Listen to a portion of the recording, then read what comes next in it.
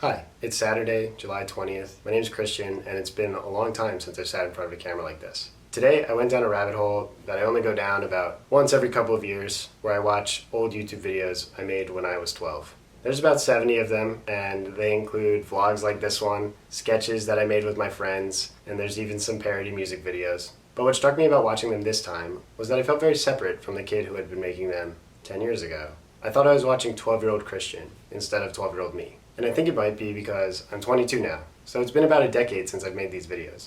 And as I watched them, I was actually pretty impressed with 12-year-old me. I thought he was ambitious for starting a YouTube channel on a platform that was only a couple years old, and I was really proud of him for pursuing some creative endeavors. And although time separates us now, 10 years of it, I still felt very connected to him because I remember making those videos, and I remember having so much fun with it. This got me thinking about how we create memories and how intentional we can be when we do create them. For example, every summer from when I was like 8 to 14, me and my family would go down to LBI for like a week. Some of my old YouTube videos even have LBI as backdrop. And if you've never been to Long Beach Island, it looks like this. There's one road down the whole island, affectionately named the Boulevard. And if you're a kid, like me, who did not have a driver's license, you would ride your bike up and down the boulevard. And I remember one particular night when we were 13, one of our older friends thought she might be pregnant. Obviously, we're not going to tell our parents while they're on vacation that this girl might be pregnant, so we had to take matters into our own teenage hands. We all hopped on our bikes, rode like 45 minutes to an hour down to a CVS, pick up a pregnancy test. And I remember my sister, who was 14 at the time, and also not the girl in question, going in to buy the test and how sad the clerk was to sell it to her.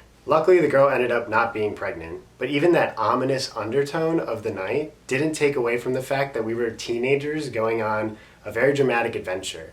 And nights like those are the ones you remember very well from when you were young. But what strikes me the most about that memory is that the next night, we went on another bike ride, trying to recreate the excitement we had felt from the night before. And it wasn't there. The energy had changed. So that memory, the one I associate every time I see that old bike in the garage, came about so organically. And when we tried to recreate it, it had much less meaning. Instead of looking for exciting nights with our friends, we were looking for exciting nights that featured long bike rides. And I think those two things are very different. One pursues the content of a memory and one pursues the nature of it. And I think when you appreciate memories for the nature of them, they can really inform you about yourself. It also made me wonder how natural the recollection of these memories is now. It's so easy to just jump into the cloud or your old hard drive and look at the thousands of bytes that you have stored of pretty much your entire life. But some of the best memories, the ones that you only come across every couple of years, an old mixtape you forgot in your car, or a photo album you came across again, those are the ones that tend to feel the most true to you.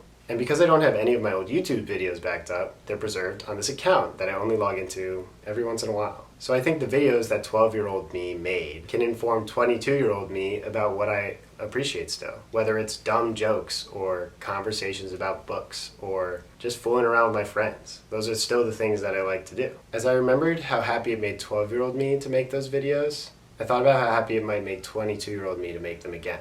And then I even thought about how happy it might make 32-year-old me to watch them. So I'm going to give it a shot. And this is the first installment. I'm not necessarily sure where it's going to go, but if you'd like to see, subscribe.